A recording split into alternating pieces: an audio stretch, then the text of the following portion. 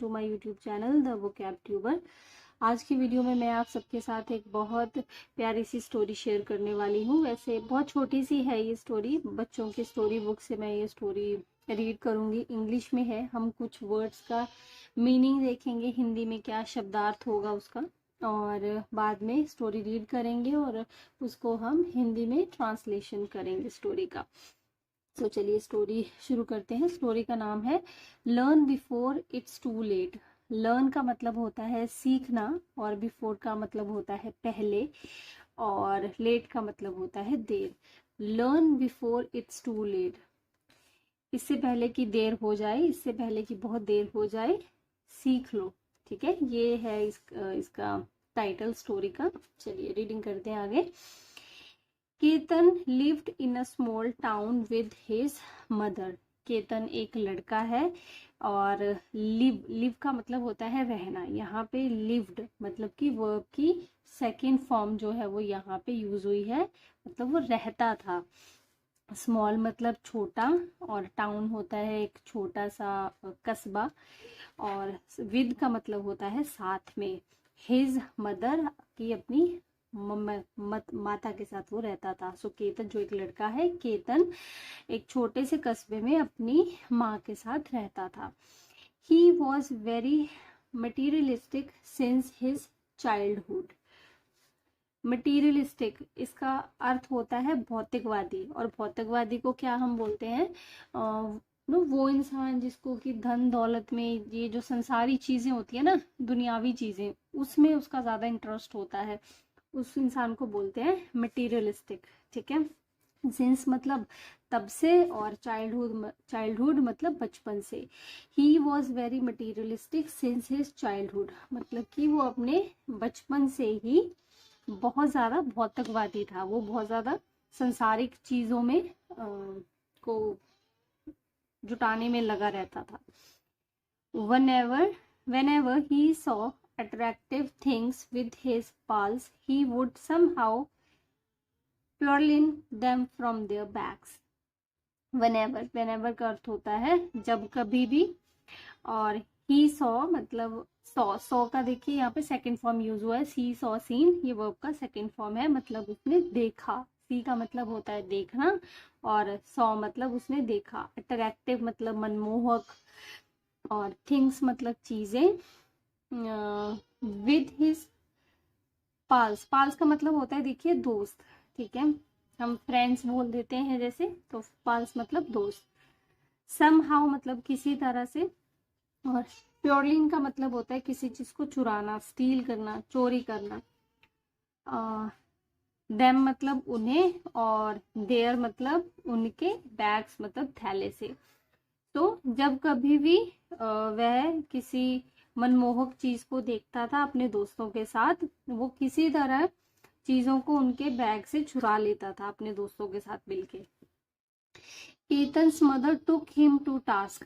यहाँ पे देखिए ये ना एक इडियम है, टुक टेक टू टास्क। ठीक है, इसका मतलब होता है टू क्रिटिसाइज, किसी को डांटना, फटकारना, किसी चीज को, किसी को।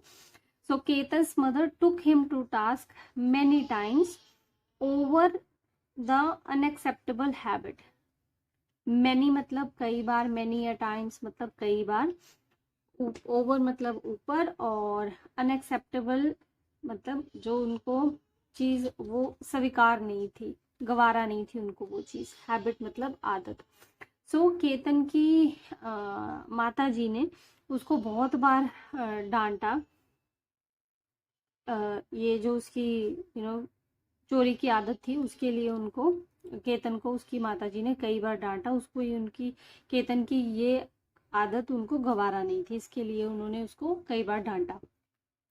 शी वॉन्ड हिम, वॉन्ड का मतलब होता है किसी को चेतावनी देना, आगाह करना किसी को।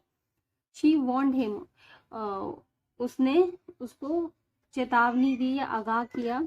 स्टॉप स्टीलिंग, चोरी करना बंद कर दो। ठीक है, else a time will come when you have to pay for your actions. Else मतलब अथवा, अ टाइम मतलब समय, विल कम मतलब कि आएगा, व्हेन मतलब जब, यू मतलब तुम्हें, और पे का मतलब है भुगतान करना। एक्शंस मतलब जो उसने अभी तक ये जो काम करे हैं बुरे काम, एक्शंस का मतलब होता है काम। तो उसकी मम्मा उसको बोल रही है कि स्टॉप स्टीलिंग, चोरी करना बंद कर दो, एल्स अ टाइम विल कम, नहीं तो अथवा ऐसा समय एक टाइम आएगा जब तुम्हें अपने कार्यों का भुगतान करना पड़ेगा। But it didn't avail any result. Avail का मतलब होता है लाभ होना, ठीक है। रिजल्ट मतलब नतीजा, जो उसकी मम्मा ने उसको समझाया, but it didn't avail any result, इसका कोई नतीजा नहीं निकला, इसका कुछ लाभ नहीं हुआ। Rather with passing time, rather का मतलब होता है बल्कि, ठीक है। और विद पासिंग टाइम मतलब बीतते समय के साथ, केतन्स हैबिट, हैबिट मतलब आदत,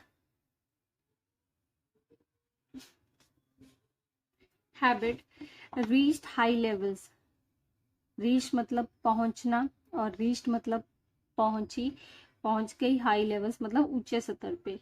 बल्कि बीतते समय के साथ केतन की जो आदतें थी ना वो और ऊंचे स्तर पे पहुंच गई।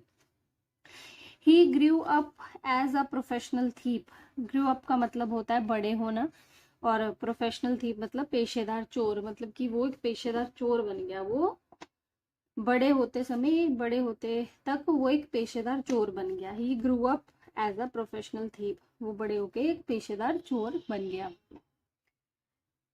One day Ketan was caught red-handed by the police while stealing a golden bell from a temple. One day, one day का मतलब एक दिन, caught red-handed इसका मतलब होता है रंगे हाथों पकड़ा जाना। वाइल मतलब जिस समय, स्टील मतलब चोरी करना, गोल्डन वेल मतलब सोने की घंटी, और टेम्पल का मतलब मंदिर। सो एक दिन केतन रंगे हाथों पकड़ा गया जिस समय वह मंदिर में से सोने की घंटी चुरा रहा था। पुलिस ने उसको रंगे हाथों पकड़ लिया। But somehow Ketan escaped, escaped का मतलब होता है बच के निकलना, ठीक है। But somehow Ketan escaped from their clutches and ran for his life. But somehow मतलब, बट का मतलब कि परंतु, सम हाउ मतलब किसी तरह, एस्केप्ड मतलब बच के निकल गया, फ्रॉम देयर क्लचेस, क्लचेस का मतलब होता है चंगुल, ठीक है। And ran for his life, और वो अपनी लाइफ, अपनी जान बचा के भागा वहां से। सो किसी तरह केतन जो था, किसी तरह केतन पुलिस के चंगुल में से अपनी जान बचा के वहां से बच निकला, भागा वहां से। While charging at high speed, Ketan bumped into a lorry. Charging at a high speed मतलब वो तेज गति से भाग रहा था। So bumped into का मतलब होता है किसी से टकरा जाना, ठीक है। लॉरी का मतलब है ट्रक। So तेज गति से भागते हुए केतन ट्रक में जाके टकरा गया। Due to severe blood loss, he was rushed to a hospital. Due to का मतलब के कारण, सीवियर मतलब गंभीर, ब्लड लॉस मतलब खून की कमी। देखिए जब वो ट्रक में जाके टक्कर हो गई ट्रक के साथ, सो उसका चोट आई होगी उसको, है ना, सो उसका खून भी बहा होगा। So due to severe blood loss, so due to severe blood loss, खून की गंभीर कमी के कारण, he was rush to a hospital, वो जल्दी से हॉस्पिटल भागा। When Ketan's mother was informed about his critical condition, she visited him. When मतलब जब, informed मतलब सूचित करना किसी को, यहाँ पे सेकेंड फॉर्म यूज हुआ है वर्ब का। informed मतलब सूचित करा उसकी मम्मा को, केतन की मम्मा को। क्रिटिकल मतलब गंभीर, कंडीशन मतलब स्थिति। शी विजिटेड हिम मतलब वह उससे मिलने गई। सो जब केतन की मम्मा को उसकी गंभीर स्थिति के बारे में बताया गया, वो उससे मिलने गई। Lying on his deathbed, Ketan said, "Mother, forgive me for my wrongdoings." Lying का मतलब होता है लेटा हुआ, और डेथबेड का मतलब होता है मृत्युशैया, जब मौत आने वाली हो, जीवन के आखिरी पल। सो मृत्यु के आखिरी शैया में, मृत्यु के आखिरी पलों में, मौत के आखिरी टाइम पे जब मौत आने वाली थी केतन को, उसने अपनी मम्मा को, अपनी माता को बोला कि फॉरगिव मतलब मुझे माफ़ कर दो, रॉन्ग मतलब गलत, डूइंग मतलब काम, कि मुझे मेरे गलत कामों के लिए माफ़ कर दो। हिज मदर रिप्लाइड, रिप्लाइड मतलब उत्तर दिया, उसकी मम्मा ने उत्तर दिया, सन इट्स टू लेट नाउ, बेटा अब बहुत देर हो गई है। Regretting errors of your lifetime just before your death isn't any solution. Regret, regret का मतलब होता है पछतावा, एरर्स मतलब गलतियां, लाइफ टाइम मतलब जीवन भर की, जस्ट बिफोर मतलब किसी चीज से जस्ट ठीक पहले, डेथ मतलब मौत, और सोल्यूशन मतलब समाधान। तो इसको पूरा ट्रांसलेशन करते हैं इस लाइन को। सन इट्स टू लेट नाउ, बेटा बहुत देर हो गई है। Regretting errors of your life time, अपने जीवन भर की गलतियों का पछतावा करना, जस्ट बिफोर योर डेथ, मौत से ठीक पहले अपने जीवन भर की गलतियों का पछतावा करना किसी चीज का समाधान नहीं है। Paying off his sins, paying मतलब, पे का मतलब होता है भुगतान, सिंस मतलब पाप, paying off his sins, Ketan succumbed to his injuries। इसमें ये इसका प्रोनाउंसिएशन है कम्ड, कम्ड। इसमें ना बी मैंने देखिए इसको गोला लगाया है, राउंड करा है, क्योंकि बी साइलेंट है, बी को हम प्रोनाउंस नहीं करेंगे। स्कम्ड, केतन स्कम्ड टू हिज इंजरीज। इसका स्कम्ड का मतलब होता है मर जाना, किसी चीज के आगे अपने घुटने टेक देना, बर्दाश्त नहीं कर पाना किसी चीज को। तो केतन ने अपनी जो उसको चोट लगी थी, जब वो ट्रक से, उसकी ट्रक जो है टकरा गया था, वो चोटें आई उसको, तो केतन को जो भी चोटें लगी थी वो बर्दाश्त नहीं कर पाया और उसकी वजह से वो मर गया, उसकी मौत हो गई। पेइंग ऑफ हिज सिंस, अपने पापों का भुगतान करते हुए या फिर पापों का भुगतान करते हुए केतन अपनी चोटों के कारण मर गया, या फिर अपनी चोटों के आगे उसने घुटने टेक दिए और वो मर गया। वाह, सो ये थी हमारी आज की ये प्यारी सी स्टोरी।